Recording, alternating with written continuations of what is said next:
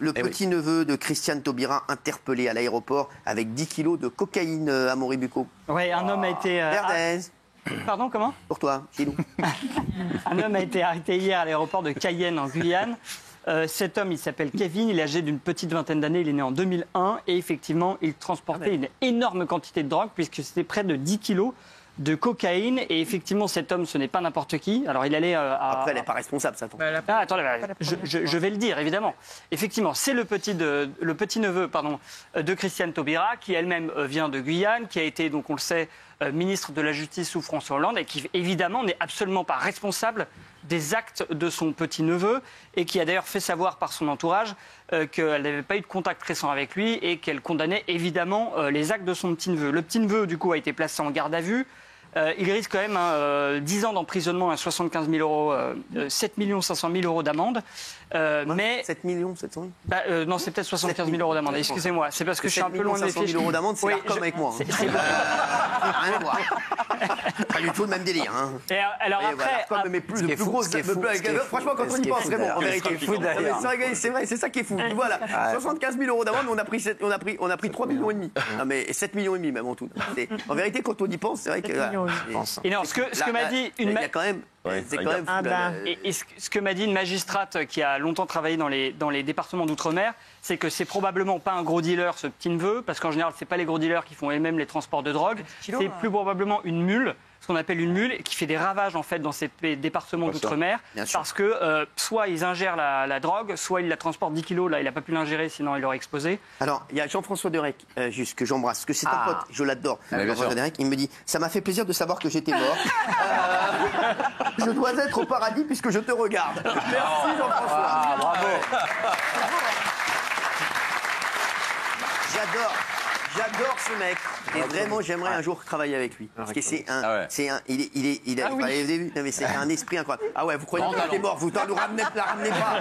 Mais vous savez, il y a, je sais pas, une centaine de morts là depuis, je sais pas, 10 ans là, dans les personnalités artistes. Il n'y a que des conneries qui sortent de votre bouche en fait. J'adore. Oui, Amaury, c'est bon. C'est une bonne nouvelle en tout cas. Oui, bah. Moi qui sois vivant. C'est complètement. J'espère te voir bientôt. Jean-François Derek, que j'adore. Bon, moi j'ai tout dit hein, sur le. Merci beaucoup. Merci Amaury. On va parler de cette affaire.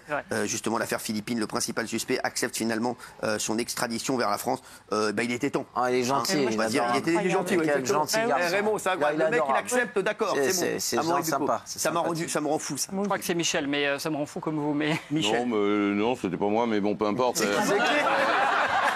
Je peux en parler. C'est pas moi. Lorsqu'il a été interpellé, cet individu sur le territoire suisse a été placé en détention pour le meurtre et le viol de Philippine. Et la loi prévoit, puisque la Suisse ne fait pas partie de l'Union européenne, il y a une procédure d'extradition qui est un peu plus compliquée qu'avec l'Union européenne. Et il faut demander à l'individu s'il est d'accord pour être extradé. Et lui avait refusé dans un premier temps l'extradition, considérant sans doute que les prisons helvétiques étaient plus confortables que les nôtres. Et puis là, in fine, il a accepté d'être extradé. Donc on va le récupérer dans quelques jours. En France, où il sera évidemment incarcéré et mis en examen. Et surtout, la garde à vue va pouvoir commencer. Les policiers français vont pouvoir l'interroger. Il n'y aura pas de garde à vue. C'est compte tenu du fait qu'il y a un mandat, il va être directement chez le juge d'instruction. D'accord. Mais ce que je veux dire, c'est qu'on va pouvoir commencer les interrogatoires et lui demander des comptes sur ce qu'il a fait. Il ne passera pas par la case quai des Orfèvres. Non, il ne passera pas par la case. Ils en examen immédiatement. Il ne passera pas par la case quai des Orfèvres. Moi, j'ai une question bête. Mais... Ah oui. Moi, j'ai une question très Marco Mouli s'était fait arrêter en Suisse. Oui. On lui a pas demandé son avis. Ils ont été le chercher. C'est lui qui a accepté. En France. C'est lui qui a accepté. Parce qu'il avait un statut dans les prisons suisses, il y a un statut particulier qui a des VIP, des cellules VIP. Il avait pris la cellule VIP qui coûtait presque 10 000 € par jour. Il a dit ça coûte trop cher, je reviens en France. Et c'est pour ça qu'il est revenu en France. C'est lui qui a demandé. Merci. Rien dit. Kylian Mbappé, les révélations d'une femme présente à la soirée. Et moi, j'aurai une autre révélation à vous faire sur Kylian Mbappé dans un instant. Allez. Oui, la presse suédoise a enfin, elle cherchait partout, elle a enfin trouvé une jeune femme qui était présente à la soirée, donc des 9 et 10 octobre. Elle a été présente aux 2 soirées. Donc, il la surnomme Maja, c'est pas son vrai nom. Alors, ce qu'elle dit... Maja Maja tout court. Donc, ce qu'elle dit, c'est que dans la boîte de nuit, il y avait 20 jeunes femmes suédoises qui étaient invitées et que, pour la première fois, elle n'avait jamais vu ça. C'est Maya, non? C'est Maya. Maya, oui. Mais c'est pas Maja, c'est Maya. Maya. Vous savez que le Y se dit Ya. Mais c'est parce que c'est un J. Le J, Maya, avec un J, se dit Maya, d'accord. Maya aussi. Très bien. Donc, pour la première fois, elle a trouvé que la procédure était hyper stricte. On dépose son téléphone et les jeunes femmes ont été obligées de noter leur nom sur une feuille. Ça, c'est très important parce que ça va permettre à la police suédoise de remonter sur l'ensemble des participantes à la soirée. Donc, elle explique que les filles étaient très nerveuses, mais parce que c'était Mbappé. On leur a dit il y a une star et elles voient Mbappé. Elles disent que la soirée du mercredi était une soirée d'ivresse générale. Énormément d'alcool. Le jeudi soir, qui est la soirée la plus névralgique, moins d'alcool, mais quand même des serveuses qui servent, elle dit, de la vodka, des shots, on danse, on parle, jusque-là, tout est normal. Les 2 soirées, mercredi et jeudi, vont se prolonger, ce qu'on avait dit ici, dans la suite au Bank Hotel de Kylian Mbappé. Et là, il y a seulement 10 filles qui sont invitées. Dans la suite de Mbappé, il y a salon, table, canapé. Elle décrit très précisément les Salon, fauteuils. table, canapé, où on se doute bien qu'il y a une table. C'est un peu la base, Chez moi, Une porte, une fenêtre. C'est sa description. Des salons, table, canapé, il y a même un lit. Oh. Et même des toilettes. C'est ce qu'elle Non, dit. oh là, japonaise. Absolument, je ne sais pas. On suspecte un frigo. On va demander à Fabien Lecoq, c'est le spécialiste. Elle dit qu'il y a une chambre, une porte, pardon, qui donne sur la chambre réservée. Et dans la chambre, il y a une salle de bain privative. Elle dit ça, mais ce n'est pas la jeune femme qui est allée. Il y a un robinet. Je ne sais pas non plus. Alors elle dit que pour beaucoup de jeunes filles qui étaient là, c'était sensationnel parce que c'était Mbappé. Et elle dit que c'est vraiment terrible si quelque chose s'est passé. Parce qu'elle a trouvé Mbappé assez calme, bien élevé, ce sont ses mots, surveillé en permanence par son équipe, sauf quand il est allé dans la chambre. Et elle explique, selon elle, que Kylian Mbappé serait resté seul avec, et là c'est important, ces mots sont importants, au moins une jeune femme dans sa chambre. Pourquoi au moins ? Ce sont ces mots. Ce sont ces mots stricts. Ça ne veut pas dire que je ne révèle pas qu'il y en a plusieurs, mais elle en a vu au moins une. Voilà, elle ne dit pas qu'il n'y en avait qu'une, elle dit j'en ai vu au moins une avec lui. Et elle dit qu'à ce moment-là, dans la chambre, il n'y avait pas son manager, pas son garde du corps, qu'il était seul avec cette jeune fille.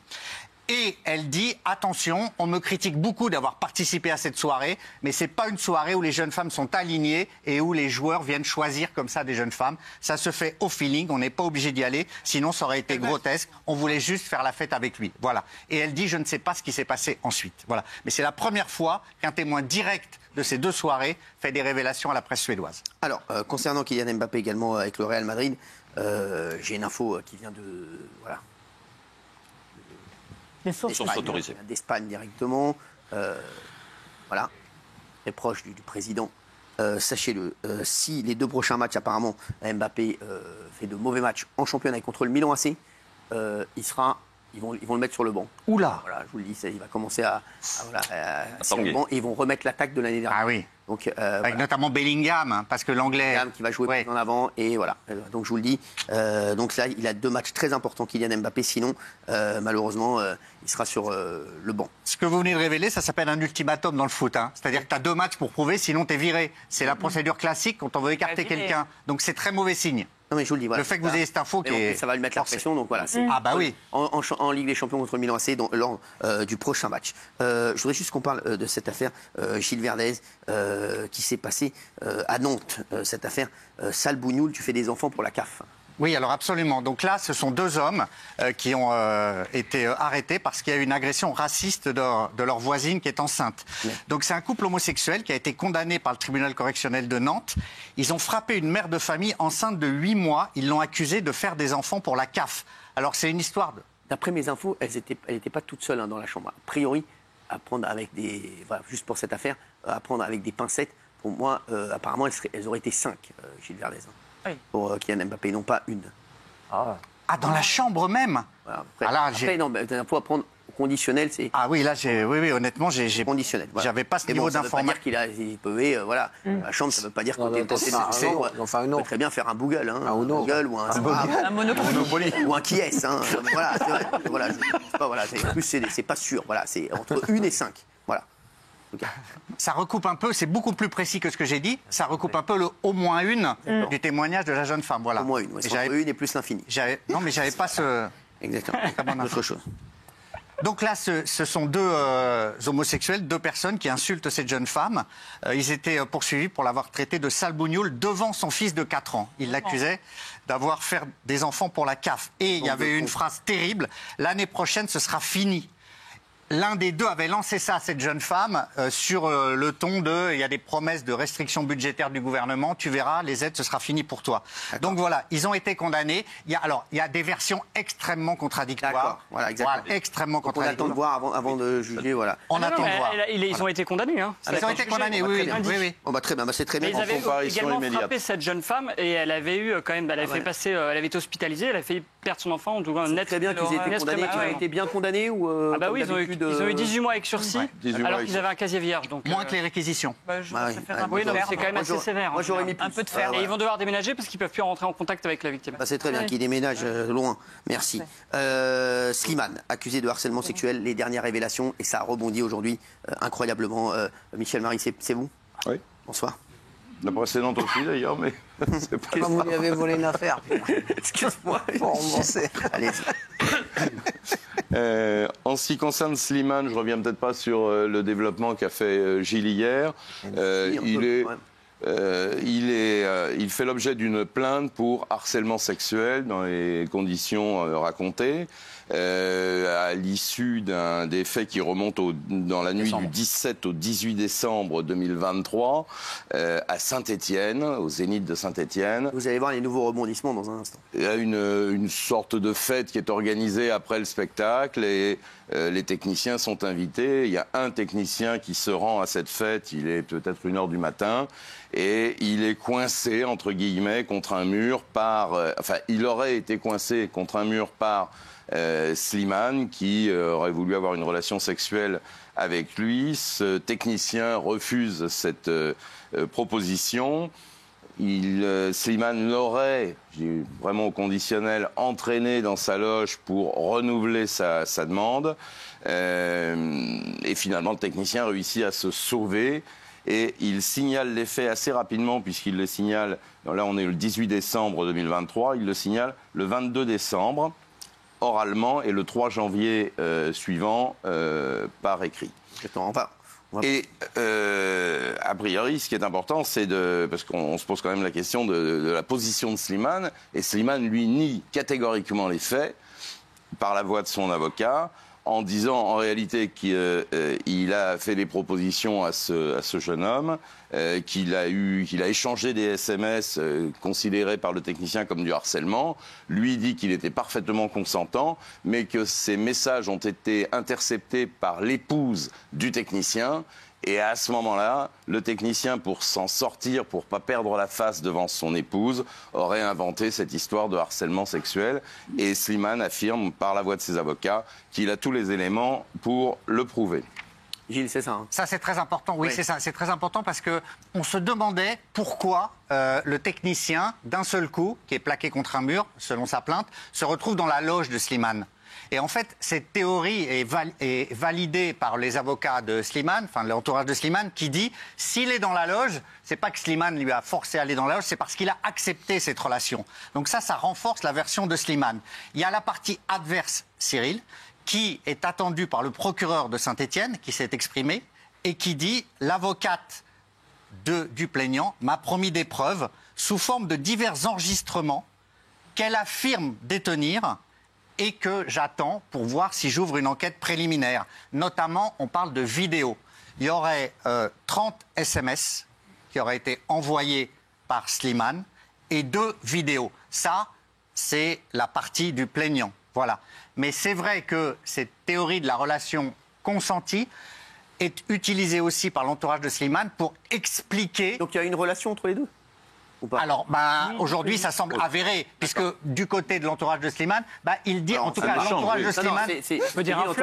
L'entourage de Slimane. Le plaignant ne dit pas absolument. Exactement, donc il y a 2 versions, en fait. 2 versions, antagonistes. Voilà. Exactement. Voilà.